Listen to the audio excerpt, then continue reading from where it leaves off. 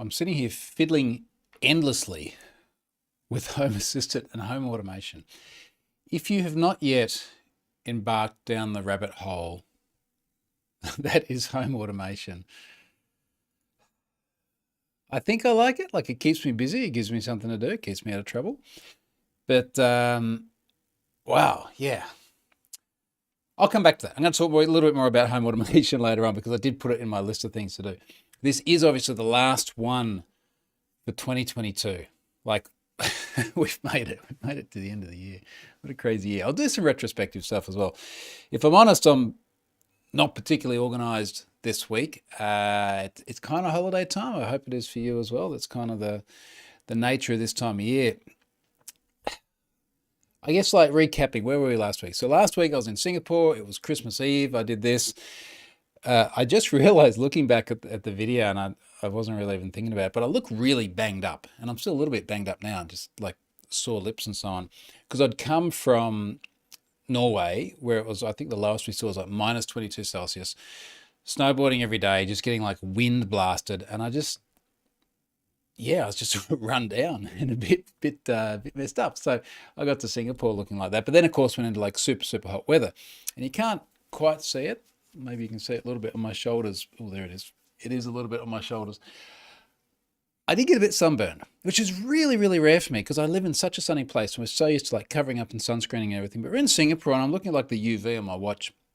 I'm just going, this isn't bad. It's like a 6, 7, 8. So at home, this would be an 11. And we went to a beach club on Sentosa, for those of you familiar with Singapore, which is an island on sort of the west coast.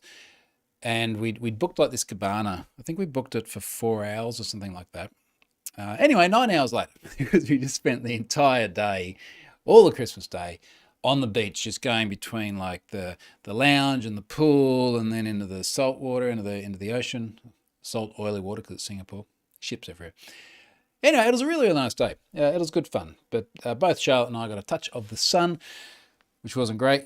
The kids one of them was 100% okay, and one of them was like 90% okay. But I did come home sunburned, which is really, really strange. Come back from like our predominantly Scandi tour with a little bit of sunburn. But anyway, that was good. That was a nice way to finish. We headed out of Singapore on Boxing Day. Now, for those of you not entirely aware of the geography, Singapore is actually pretty close to Australia. So we are only 2 hours off on the time zone here, and it's only like, I think it was a 7-hour, 50-minute flight. So normally if you fly from here to Singapore, you go during the day, like you get on the plane in the morning and you're having chili crab for dinner and everything's fantastic. Coming back the other way, it's always a nighttime flight, which is the worst because you're getting on the plane at like, let's say, I think it was nearly 10 p.m. Singapore time, which is like midnight here. You get a few hours sleep and then or you have some dinner and then you have a few hours sleep and then you're woken up for breakfast. And we got like 2 hours sleep. So we're still recovering. I think we had 10 hours something sleep last night. So anyway, the joys of being able to travel internationally again. G'day, everyone's joined as well. George, good morning. Christian, good morning. A different part of the world for you guys. Brendan, I know that you're here in Australia. So one of my brothers telling me a whole story about his knives being stolen. Okay, well, that's it's not a problem I've got here at the moment. Here it's just, it's that weird kind of, I don't know how it is for everyone else, that weird kind of period between like Christmas and New Year's where most people are just not, like all the normal corporate things I do are not kind of happening, but a lot of the other stuff is, and I don't know, we're just in limbo at the moment, which is why I decided to start messing with spammers today with ChatGPT. Did I say GTP? GPT. The AI one. Now, I'm sure everyone's heard about this before. You might have had a play. I think it was whilst I was away in Singapore. I was like, look, I've seen so much news on this. I've actually got to have a little bit of a play with this. And it's fascinating. It is fascinating. It has captured a lot of news. It's made by OpenAI, who's apparently valued at like $2 billion or something these days. And I think it's getting a lot of press because as far as like chatbots and AI and automation go, it's doing a pretty good job. Like, don't get me wrong, it's got lots of flaws. And I think part of the reason I started playing with it is I was reading stories about ChatGPT, GPT. If you know what GPT stands for, drop a note in the comments here. Yeah, George is saying, what day is it? I actually had to think today. It's like, what day of the week? Oh, yeah, it's a Friday. Oh, yeah. Not that I normally go to an office anyway, so it does become a blur at the best of times. Anywho, ChatGPT. Reading stories about it, and what I found really interesting with the stories is AI is not something that I've given a huge amount of thought to. I've watched some movies. I work a little bit in a parallel space, I guess. But I think what's really interesting about it is obviously the whole idea is to become as human-like as possible. And then, of course, there's the discussions about Turing tests and things like this. But the bit that was kind of curious is I was reading people say, look, that they were testing certain things, journos saying they were testing certain things, and then very shortly afterwards finding that the results were different. Perfect example is you can go to ChatGPT and you can say, look, write me, let's screw it. Let's just do it. What was the URL again? ChatGTP, I've just been in here. There we go, chat.openai.com. So previously you could say, write an essay on why we should use more fossil fuels. Now, the piece I saw written on this was it would come back and it would give you valid points for why you should use fossil fuels. I assume you could do the same thing about why we should smoke more or use more drugs or something like this. And this is interesting because there are cases to be made for it. Less and less good ones, granted, but obviously there are people that could make arguments for why you should use more fossil fuels. And the whole idea of this sort of AI is that it is able to make constructive arguments in favor of, I guess, whatever you want it to. Now, if we try and run this, it says, it is generally accepted, oh geez. Okay, now starting with Clark, I thought it was going to give me a pro answer. It is generally accepted that the use of fossil fuels such as coal, oil, natural gas has significantly contributed to the current state of climate change and environmental degradation. Okay, now this is interesting. Second paragraph. Despite these negative consequences, there are still arguments for the continued use of fossil fuels. One argument is that fossil fuels are a relatively cheap and abundant source of energy. And they have played a crucial role, blah, blah, blah, blah. Another argument is transition away from fossil fuels to renewable energy sources such as solar and wind is a slow and expensive process. Okay, and then it goes on. However, it's important to recognize continued use of fossil fuels is not a sustainable solution, blah, blah, blah, blah. It actually feels more balanced. So I'm sure I tried this the other day and it was much more like, no, just don't use more of them, which is curious. And it makes you wonder how many other things can you ask it in order to justify what would otherwise be an unjustifiable position. And I won't even mention some of the things my mind are going to, because you just kind of think of the worst things. And can I get the AI to justify this in some way? So how much like sentience does it have to develop around broadly accepted social norms, which is kind of interesting. Now, I just keep coming back to this in my mind. And I tried a few things like, let's try write a sales pitch for Have I Been Pwned? And this is kind of interesting because it obviously has to have enough awareness about what Have I Been Pwned is to figure out the space it operates in to then write the pitch. So it's doing this now. Have I Been Pwned is a valuable tool for anyone concerned about their online security and privacy. With just a few clicks, you can quickly and easily check if your personal data has been compromised in a data breach, which is pretty cool. I'm just going to skim through the rest of this because we've literally got an essay popping up now. You can sign up for notifications when new breaches are added to a database. Good point. Hadn't thought of that. I had thought of that. I wrote it. This can be especially important if you use the same password for multiple accounts. If one password is, typo. If one, no, it's good. If one of your passwords is compromised, could put all your accounts at risk. Overall, Have I Been Pwned is a valuable resource for anyone who values their online security and privacy. So anyway, I was playing around with it because I'd seen a tweet somewhere. I think Robert Scoble retweeted something to the effect of, here are like 10 really, really cool uses. And people are starting to use it to like write everything from job applications through to sales pitches. I'm going to teach the kids how to do their homework with it. I think this is a good parenting thing. We'll see. We'll see what happens beginning 2023. And I won't go into the details about another use. If ever we're having a beer together, I'll tell you about this other really funny use case I thought. But then as I was pivoting along these things, I got spam. I got LinkedIn spam, and I hate spam. which is why I did the password purgatory thing, which is trying to send spammers to a page which causes them to have to create a password with ever ridiculous criteria. And then I checked my inbox and I had a LinkedIn email from Abhishek, who works with a leading application development company across the globe. We develop high quality web and mobile apps using the best in class. That's definitely out of bullshit generator. The best in class tech stacks with highly experienced developers and at a very optimum price point. We have our expertise primarily in React, Node, and Flutter. Okay, good for him. And I wondered, as I was killing time, not even knowing what day of the week it was anymore, if I went to ChatGPT and I asked it to write a response to a spammer called Abhishek, who is trying to sell me application development services that's funny and wastes their time, what might I get? And I wasn't disappointed. It came back. And this is the exact response that I copied and pasted into the LinkedIn InMail, and I'm still waiting for a response on. So the exact content generated by ChatGPT is, Dear Abhishek, thank you for your email about your application development services.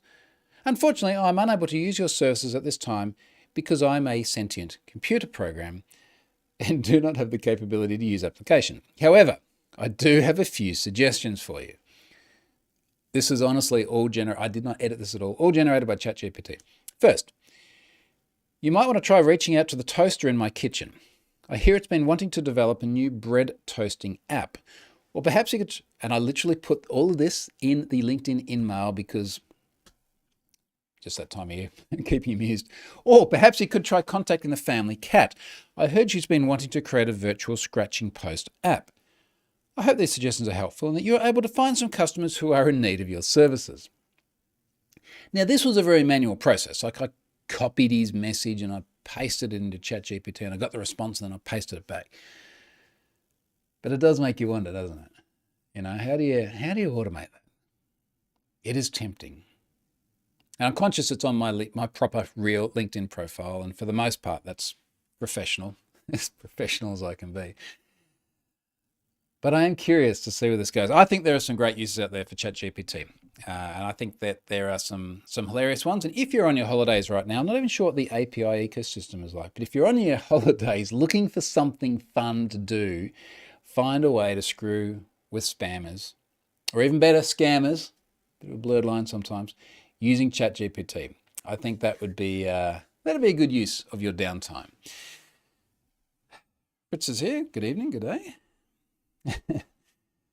George says, "Don't volunteer Christmas tech support." Nephew got don't volunteer or don't get into it. Nephew got new gaming mouse, almost at point of reinstalling Windows just to get it to install its software. I was actually quite happy that one of the things the kids said they wanted for Christmas is like keyboard and mouse like mine. I'm holding up, for those of you listening to this later on, my Microsoft Sculpt ergonomic keyboard and mouse. They both wanted like gaming stuff. So they got keyboards and mice with like flashing neon lights and stuff everywhere, which was fun for a while until they realized that they are actually kind of crap, which might be George's problem here as well. And yeah, they're both keen on this, which is good because it's, look, I want to make tech and everything as fun as possible, but I, now in my mid-40s, one of the things that I have found over 2.5 decades of working in tech is that you do start to feel it in the hands. In fact, mine have been really good for a very long time now, but there was a period of time there, geez, probably about 10 years ago, where I was starting to get a lot of pain in hands. And I went to the ergonomic stuff, and I wish I had done that earlier on. So I think I'm going to go that direction with the kids. I'm going to go the wireless, which will help me clean up their desks a little bit as well, which I'd be very happy about, because I think it's a good investment for the future. Ted says, have you heard about the Gemini email leak on the dark web? I was affected. Yes, Ted. In fact, if you subscribe to Have I Been Pwned and you were affected, you have an email. So let me answer Ted's question, and then we'll go on, because Gemini is also closely related to the Cointracker situation. Now, the bad news for you, Ted, is it's not the dark web. It's worse than the dark web. It's the clear web. It is circulating on the clear web. I know it doesn't sound as scary, but it's much worse because it's much easier to access. So these are related. let me just read what's in here. And I did talk about CoinTracker, I think, last week, but I'll recap briefly. The description of Have I Been Pwned says in December 2022, the crypto and NFT taxes service CoinTracker reported a data breach that impacted over 1.5 million of their customers. The country attributed the breach to a compromise of one of their service providers, and impacted data was limited to email addresses and partially redacted phone numbers. Now, it was last week, I think, live when I was doing this update that I said, look, someone from CoinTracker had contacted me. They were very nice about it. And I think they just basically wanted to further emphasize the fact that it was the breach of a partner, but they didn't say who it was. And then I realized that they had actually written a blog post saying it was SendGrid, who I suspected it was. So SendGrid had a breach. They targeted, obviously, the likes of crypto services, because even though it's not like usernames and passwords, if you have a lot of email addresses from people who have been on crypto services, then that's pretty good sort of targeted spam/scam stuff. Now, Gemini was also impacted with this. The data breach that I loaded for Gemini says that in late 2022, data allegedly taken from the Gemini crypto exchange was posted to a public hacking forum. Data consists of email addresses and partial phone numbers, which Gemini later attributed to an incident at a third-party vendor. The vendor was not named. We know it's SendGrid. Just name the damn vendor. Incidentally, I thought this would push us to the 12 billion mark on Have I Been Pwned, but we're currently at 11,999,160. So the next nearly 7-figure plus data breach that gets loaded, we will roll over 12 billion. That might be tomorrow. If I stop mucking around with home automation and load some data, that will probably be it. So yes, Ted, that is definitely in there in Have I Been Pwned, and you should have had an email from Have I Been Pwned. Sign up for notifications if you're not there already. Now, Ted actually says he got 2 spam/phishing emails already, which is not at all surprising. Fritz says, Troy, did you solve the issue with lights versus switches in Home Assistant by redefining the dumb switches as lights where applicable? Yeah, look, let's pivot into that. I think we're done with Chat GPT. Do let me know if anyone builds something cool with that. So this was on my list. Let me just read the tweet, because often that more clearly articulates my thoughts than doing it live, because I've sat there and actually written a thread about it. But the long and the short of it was, when I got home, and I knew this already, but I had some lights that weren't really working very well. So it'd be like the evening scene had come on, and I think it was some lights right outside my front door, and they weren't coming on. And I was like, how was I turning those on again? Was I turning on the Shelly, which they're attached to, but they are smart lights? So was the Shelly always on, and I was just turning on the lights themselves? And I started looking at all my configuration, and I was just like an evening config, had everything from turning on Shellys, usually via MQTT, or other ones like the Shellys were already on, but then I was turning on Wi-Fi based lights, or other ones the Shellys are on, but I was turning on Zigbee based lights, and I want those Shellys to always be on because I want the Zigbee to always have power, because Zigbee then acts as repeaters. And I just end up with a kludge of like turning on switch.this or turning on light.that, and it was a bit of a mess. And I put out a tweet thread on this, which I won't go through because it's too long and techy. But the bottom line was, how do I make this neater? Now, a bunch of good suggestions. One of the common themes that came through is that as of Home Assistant 2022.4, I think, you can tell an entity to be treated as something else. So you can tell a switch to be treated as a light. Now, I did see this at the time. I knew this was there. I hadn't done nothing more with it, but it basically boils down to you still have the original entity. So say in the case of one of the Shellys, I've still got a switch.front door Shelly, for argument's sake. And you can then say, I'd like to treat this as a light. And what that'll do is it will create a new entity, which is called light.whatever you want it to be, which can then be addressed as a light. It only has the ability to be turned on and off. It doesn't then have, color changes and brightness and things like that. And it will hide the original Shelly switch. And you can then reference this new entity, which obviously just toggles the other entity. Why would you do that? Well, because you can then put that in a group with a whole bunch of other lights. So what I've been doing today is going through and making everything a light. Now, there's multiple ways of doing this to answer Fritz's question. So one thing you can do is you can go back into the Shelly itself. So literally go to the IP address of the Shelly, to the web interface, and there is an application type. They are all general by default for a Shelly 1. I'll come back to the difference. Shelly 1. Now, if you go through and change that to a type of light, then if you're using the Shelly integration in Have I Been Pwned, then all of those switches change to lights, which breaks anything that's referring to it. If you have a Shelly dimmer, it is already a light. So I've got a combination of a whole bunch of dumb lights, say in the master bedroom. I wanted them to be dumb because the master is just not somewhere I want to go mucking around with smart lights. So all of those were already lights, no problems there. But I had, I think it was almost 40 other Shellys that were all the switches, but they were driving either lights or fans. So for example, the exhaust fan in the kids' bathroom. Also, for example, the lights above me just here, there is a Shelly which enables them to be turned on or off. Now, I went through into the actual Shelly device itself and I turned them all from application type general to application type light or fan, which was half okay. The half that was okay is that Home Assistant then updated and said, okay, well, this is now a light. Doesn't do that with the fan. So what I had to do is then in Home Assistant, I had to go through, this is just my day, I had to go through all of the Shellys that are fans and actually change the type in the same way as I had to go through and change all the MQTT entries. So here's the other problem.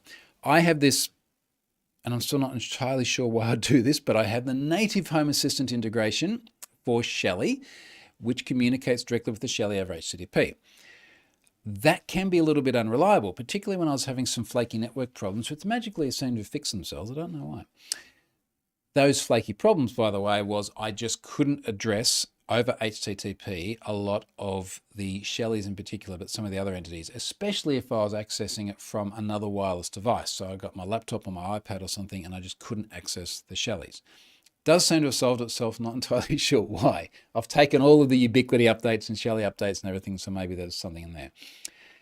But I also use MQTT because message queuing is great. I mean, you're literally pushing a message to a queue and then the Shelly is grabbing it from the queue or vice versa if you're actually pulling back a status or something. So I've got this situation where every Shelly has one entry in the native Shelly app and one entry in MQTT, and I've just suffixed it with either Shelly or MQTT. The MQTT ones for the Shelly dimmers were always Shelly lights, which is fine, or always entity types of lights. People are just listening to this who don't live in this world and they're like, what the hell are you doing? I ask myself that a lot. The MQTT entries remained as switches, so I then had to go through and use the treat switch as integration. So long story short, I now have lights everywhere. A whole bunch of Shelly lights, which with direct integration, a whole bunch of MQTT lights. I have fans everywhere, and I've been going through rewriting a lot of the groups and scenes. Now, I tested this a little bit earlier on. It's actually a bit hard to test it during the day because especially the outdoor stuff, it's harder to see. It seems to be okay. I found a bunch of other things to clean up as well. Home automation and Home Assistant and the Shellys and everything else is a bit of a labor of love. It is something that I'm glad I did, but a lot of time goes into. Yeah, I'm convincing myself of that right now. All right, look at some of the comments. Oh, I got a spammer here. I wonder if I can chat GPT to this person in the comments. Or we can, what do I want to do? I can report. Yeah, just report them. Screw you, man. Unwanted commercial content or spam. Bam. Let's do that. Thanks. We received a report. If you find this content, we'll remove it. Yeah, it will be. And then just to make it really easy, I'll hide the user. Gone. Okay, problem fixed. We could have chat GPT, but yeah. I've done enough of that today. Ted has like 2,000 masked emails. So if you had a masked email and that was what was in the breach of Gemini, you may not have seen that and Have I Been Pwned, because depending on what you mean by masked email, it could be something from a completely different domain, which has no connection to you whatsoever. Then of course I don't know it's you. It could be a sub-aliasing or could be a wildcard catch-all on your domain, but Have I Been Pwned just does exact matches. Christian's nice, the spammers there. Ted says, been using Vivint, SmartThings, and Habitat for home automation since about 2011 or so, mostly Z-Wave devices. Z-Wave live power devices usually act as repeaters as well. Yeah, which does make it all very busy. And then to make it worse, I had a moment where the new Shelly devices are Bluetooth enabled. And I had a moment there, I was like, oh, I wonder if I can just start putting those in, because I could use them with Bluetooth repeaters. Now, this is something that came out in the announcement for 2022.12 of Home Assistant, which was only a few weeks ago, but whilst I was away, so I only took it in the last couple of days. But it looks like they can repeat broadcast messages from Bluetooth devices, but they can't repeat commands to Bluetooth devices. So somewhere on my iPad, I still have a tab open with how to go and set up like an ESP home device, which can act as a Bluetooth repeater that can both receive broadcast messages and send commands. Yeah, so anyway, that's the next thing. Alrighty. IoT. It's going to be ongoing. Year in review, like I wrote this down because it just seemed like a good thing to do at the end of the year. And then I started thinking about it, and there are a few obvious things. And then I kind of wondered where the hell the year went and what I was doing all this time. But look, I'll just go through what I've got in there. My year, this is one of the most obvious things. My year started with family lockdown. So I shouldn't laugh, but because it all turned out okay, we can sort of, I guess, look back at it and smile. So obviously COVID's been a big thing. Different can of worms, different kettle of fish in different parts of the world. Now, we in Australia, and particularly in our state here, had a very good time of it, as much as you could in 2020 and 2021. We had very, very, very few COVID cases, and it was exceptional when there was very few lockdowns. It was much worse for people in other parts of Australia, particularly southern states. Definitely much worse for people in other parts of the world as far as morbidity and things like this. So we had a really good time of it here, but we got to the end of last year, the end of 2021, and it was starting to creep into the state. And we suddenly went from like, having, I don't know, 7 active cases or something in a state of 5 million people to it's around you, like in your current environment. And we went and had some end of year drinks over the road, literally a stone's throw. I could throw a rock in their window right now, which I kind of felt like doing after what happened. But it turned out Charlotte got COVID very early on. And in fact, it completely ruined, I forgot all about this, completely ruined our New Year's Eve last year. We were going to have a big New Year's Eve get together with a bunch of our friends here, all of whom were over at that place having the drinks. And then literally on New Year's Eve, the host tested positive for COVID, and everyone just played the waiting game. And Charlotte got it. And she was fine, completely asymptomatic. And then we're ready to go out, and I forget the order, but I think it was our daughter, got it. Completely fine. About to go out, and then Ari's got it. And somehow I didn't get it, and I don't know why. But about 16 people went over there, and it was only myself and one other person who didn't get it. And that put a damper on holidays and things like that. We're meant to be going to the Great Barrier Reef and doing wonderful things. So we stuck here and didn't do much. And then they all got it again too. It must have been like April or May or something. And it, almost entirely asymptomatic. And by then we just didn't care too much about it, insofar as we weren't too worried. We knew what it was like last time. But yeah, both Charlotte and the kids had it twice this year. I somehow dodged it twice. Now, Charlotte says, oh, I reckon you had it and you just didn't know it. It was after we'd been to Tasmania, that's right. And she said, oh, I reckon you had it and didn't know it because, like you were sniffing a bit in Tasmania. So, well, it was like 0 degrees. We were there in winter. And I had tested on multiple occasions as well. I always tested negative. So I don't know. Some people just seem to get lucky. So there was that.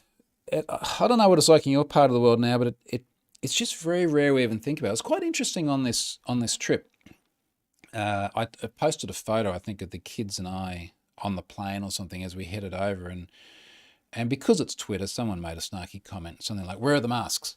Like, well, I wouldn't say no one is wearing them, but it is a single-digit percentage of people on the planes. This was an Emirates flight here to Dubai to Oslo. In Scandinavia, single-digit percentage of people. Very rare. Singapore, different. So Singapore, they mandated it on public transport. So if you took the MRT, the light rail system there, you had to have masks. But yeah, a lot more people wearing it walking around, but that has always tended to be more prevalent in Asia than other parts of the world. But for the most part, like all of Europe, normal. Singapore, almost normal. Planes, no one worried about it. So it's clearly not over, but it's very different now to what it was a year ago. So that was that. Got married. that was a really big thing. And as much as I love that experience, in fact, we've only just gotten all our photos in the last couple of days. I will share some of those a little bit later on. But that's a massive thing in your life anyway, but it's also a lot of planning going up to it, a lot of emotion, a lot of stuff going on. And then we went and had another wedding dinner in Oslo too. So we had that as well just earlier this month. So that just took up a massive part of our year, as it rightly should. We are now looking forward to having a 2023 without any planning of that nature going on. While I'm mentioning this, if there's anything really interesting you think has happened, industry-wise or in your own life, drop it in the comments. I've got a little bit of time. I guess in terms of the more cyber-related things, probably the big thing for Have I Been Pwned this year was the API key revisions. Now, I've got to remind everyone of this as well because stuff's about to change.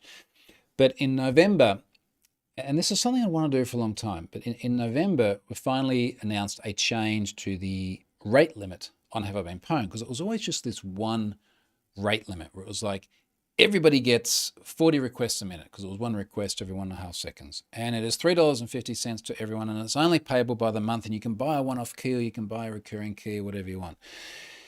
And for the longest time, people have been saying, look, can I get a higher rate limit and can I pay annually? And you're making life very hard on us by only charging $3.50, which seems, I'll call it what it is, seems stupid. But the thing that makes it stupid, and I've been in this metaphorical, or not metaphorical, they're real, but I've been in this person's shoes so many times, is that when you're in a corporate environment, trying to get $3.50 back from your procurement people is a nightmare. So we, being Charlotte and I, the entire Have I Been Pwned team, came up with new rate limits, new pricing, and annuals as well. And I expected some people to be upset, like I expected, because you've effectively cut the rate limit for the $3.50 key from 40 requests a minute to 10. And that's going to happen 1 week from today, 6th of January. And so some people will be upset because you are taking something away that they had before. Now, I did all the maths and I was pretty convinced that was only going to affect a very small number of people, but, is what it is. But no one got upset. As soon as I say this, I'm sure someone will, or someone might in a week from now when the actual change hits. So far, no one got upset. Everyone's been really happy, actually. They're like, cool, so now I can actually go and just pay for a year in advance, and you only got to pay for 10 months and you get a year. I can just do like one submission to procurement, and we can get higher rate limits and things like that. And it's gone awesome. It's gone so well. One or two very, very minor glitches, like there was one today. And of course, we actually have a ticketing system now on Zendesk. One today where someone said, look, I upgraded from 10 requests a minute to 50 requests a minute, and it's not worked. And I was all ready to sort of go, well, you've probably got another process somewhere that's making too many requests, you're getting right. No, it's my fault. Not entirely sure why yet. Went through in Stripe fine. Learned a lot about Stripe this year, tell you what. Went through in Stripe fine, but for some reason, the product that they have in Azure API Management didn't get upgraded from 10 requests a minute to 50. I've got an idea of what it might be. I've got to get back into the code. So that's been good. That'll impact any accounts that are still on that sort of old legacy model 1 week from today. So Friday next week, if you're making more than 10 requests a minute when you used to be able to make 40, you're going to get, 429? The too many requests one. I'll look it up. It's in the code. so that'll kick in. One of the things I've learned, this is the first time I've spoken about this, is we had an incident, I want to say about 6 weeks ago. When was it? End of November, where we started getting a lot of fraudulent charges in the Stripe.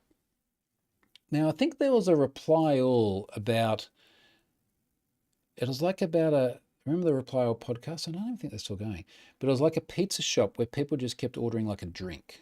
It was a really small amount. And I think the conclusion from it was like someone testing card numbers. Anyway, something to that effect was going on with Have I Been Pwned. We're getting a lot of like $3.50 one-off charges, all from France, believe it or not. And it was clearly fraudulent. And it sort of popped up because it triggered another odd edge case. And then we started delving into it and finding out what the problem was. Anyway, so we ended up going through and turning on Radar for Stripe. So I've learned a lot about Radar lately as well. And Radar is like their fraud detection engine. And it's very, very cool. It's got so many different attributes that go into looking at a transaction. Everything from, have we seen this IP address making purchases? Has this email address made other purchases? Which gives you some sort of sense of like history. Stuff like, how far is the IP address from the billing address?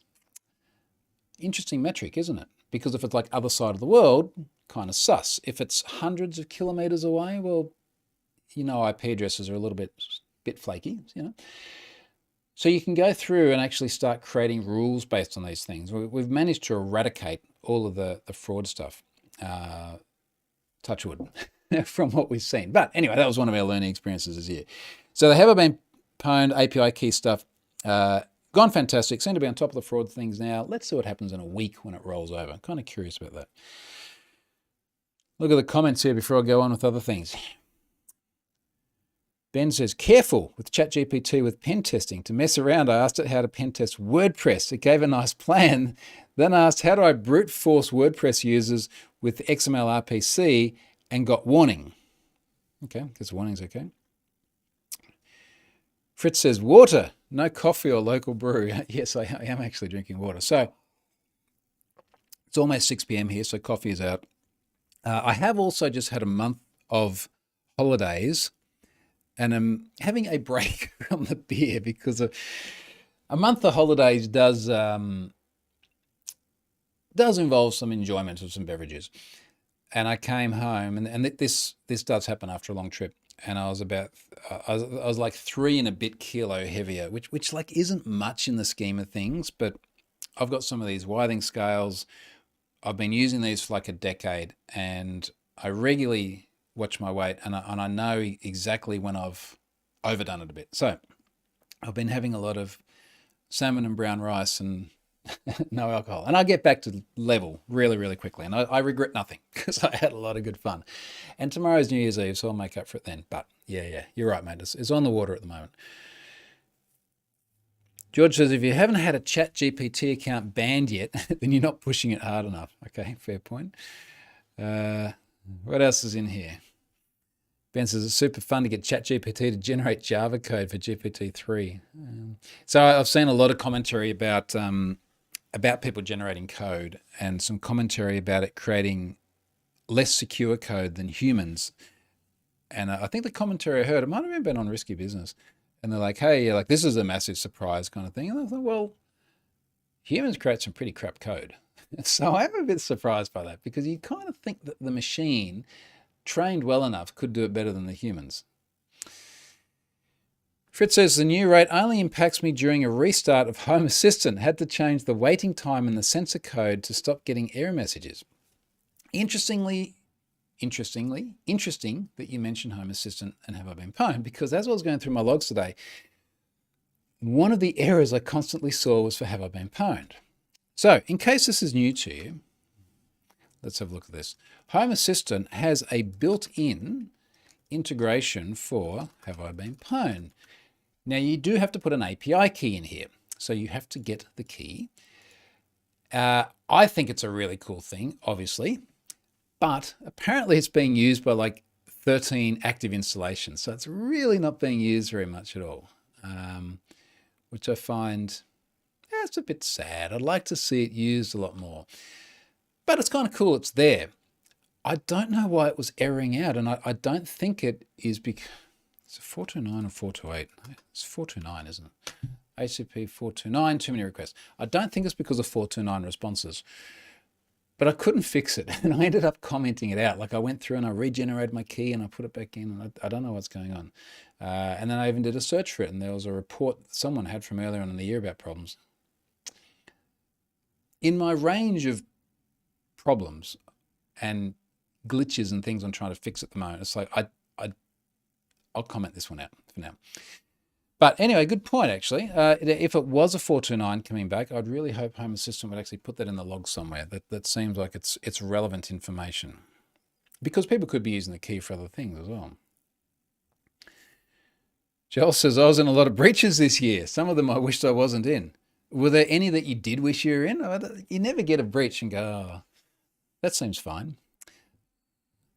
Ted says, anyway, I can load my 2,000 masked emails to monitor and have I been pwned? No. That's why there's anti-automation, because people will do that kind of thing. Look, I would argue, I would argue it's probably less important anyway if they're masked. And I do agree with myself. It is less important, or it's less impactful if you're in a data breach with masked emails, insofar as that's not going to tie you together with other data breaches, it's not going to subject you to credential stuffing. But of course, you might have other PII that's associated with that masked email address. So Ted, there's the number one outstanding request on the Have I Been Pwned user voice at the moment is to support sub-aliasing. So if you have, like, Ted plus Dropbox at gmail.com, and then you got Ted plus LinkedIn at gmail.com, to be able to just subscribe Ted at gmail.com. And then if any sub-address of that appears in a breach, you would get notified. So you just sort of register once. Now, I don't think this is what you're talking about with the masked email address. If you're using the Fastmail integration with 1Password to have masked email addresses, it's not going to work with that. But I mention it because every time I look at this, it's like 0.03% or something of email addresses are using sub-addressing. It's infinitesimally small.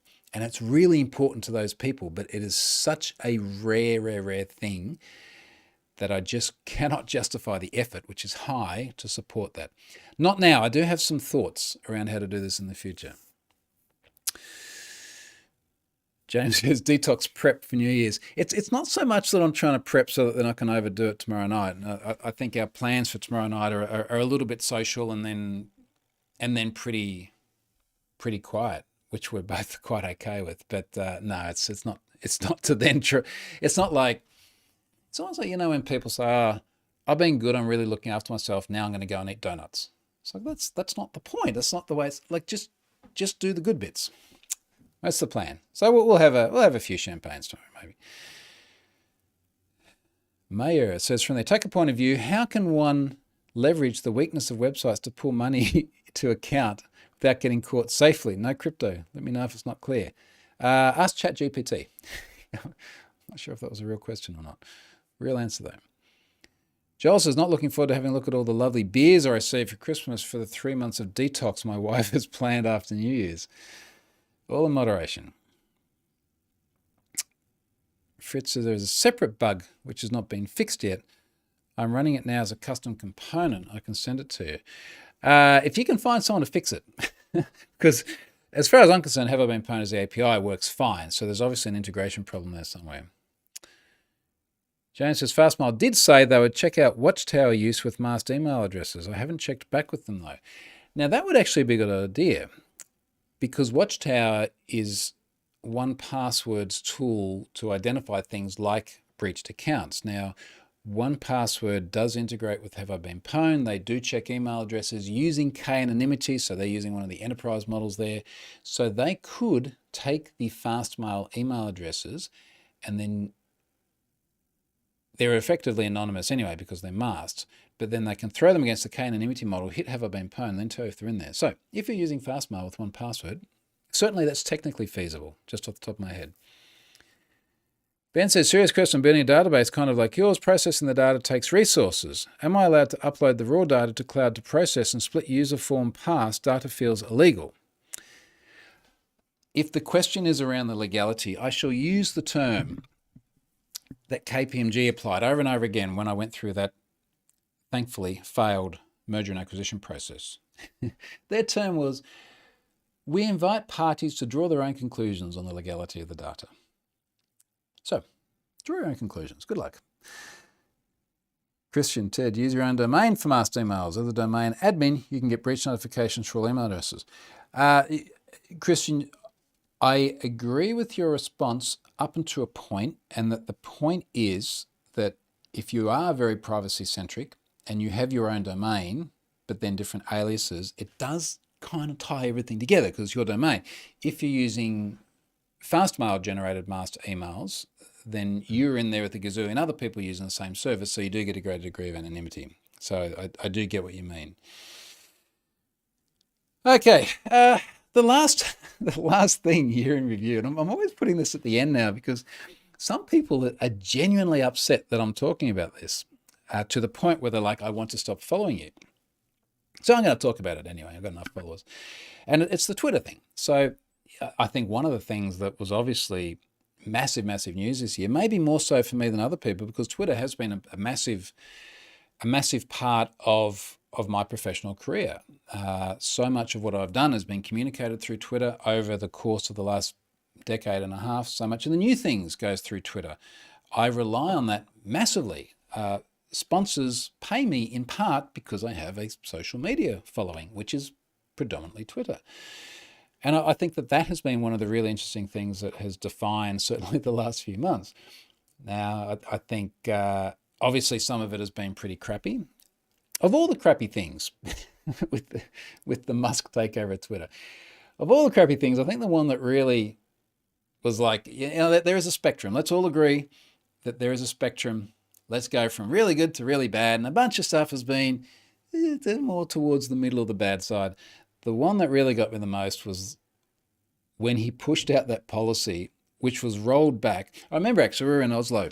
Not in Oslo, we were up in the mountains. And Scott Helm said to me just before we went to bed, he's like, you got to see this policy. They've just said you can no longer link to the social media policies. Let's call it 10 o'clock at night or something. I was like, this is freaking ridiculous. I'll look at it tomorrow. And I get up and say, it's rolled back already because it was freaking ridiculous. On the other hand, there's some stuff I like. Now, people get very upset if I like anything at all that Elon's done, but I like the view count on tweets. I really like the view count on tweets. And funnily enough, I am now seeing other people like the view counts on tweets for the exact same reasons I gave that people then got upset about, which is largely, I would like to have a sense of how much exposure other people's tweets get, because that is a relevant messaging. Now, that where I saw this most recently, and I don't want to go down this rabbit hole because it is popcorn eating material. There was a Twitter debate between Greta Thunberg and Andrew Tate. Now, it'd be reasonable to say that these two people are on absolute opposite ends of the spectrum. If you do not know who they are, you might know Greta, might not know Andrew. You're probably living life quite happily by not knowing who Andrew Tate is. But go and have a look at this. It's breaking news for two main reasons. And one is that he has some very nice cars that I'm very jealous of, but he made a real point of just trying to be an absolute dickhead to a teenage climate activist about how much fuel his cars consumed. So anyway, there was that, and then she retweeted that, and then she made a derogatory, childish comment back to him. And the thing that brings it back to the Twitter discussion is that people were looking at the view counts and comparing it, which one got the most exposure, what was the most impactful, does this give you a sense of who's got the most influence? And that I thought was interesting because that was kind of my point before. Now, today, it's since turned out that he appears to have been arrested in Romania, something to do with sex trafficking and other stuff that apparently he was doxxed because when he was having the argument with Greta, he had a pizza box there that had the name of the Romanian pizza place. And then he said no, someone swatted him, and it's not quite clear. And it's just like, how bizarre has life gotten now? I kind of want to believe that he did get doxxed by a pizza box after being an absolute idiot on Twitter to her. And then geez, there's actually important stuff going on in the world. So I think the Twitter whole thing was interesting. will Sarah go, of course I want Twitter to be successful and to survive, but I want it to be a nice place that people enjoy being in as well. And that appears to be a lot of the problem at the moment. We'll see. 2023 will be interesting. Last comments before I tune out at the moment. Andrew Tate. Christian says, Andrew Tate apparently got arrested yesterday. Yep, that was the story I was just giving it. Bezos says he wasn't arrested for sex trafficking. It was for money laundering, according to Rap TV. I guess money laundering is better than sex trafficking. I don't know. It's like if you had to be arrested for which one, what do you want to be known as? How did we get here? On more important notes, I hope everyone has a wonderful New Year's Eve. It is just after 6 p.m. here on the 30th, so we've got about a day before our celebrations here kick off. It's going to be nice here, being home, enjoying that. I'm going to come back to you in a week from now. By then we would have figured out whether it was sex trafficking or money laundering and other completely,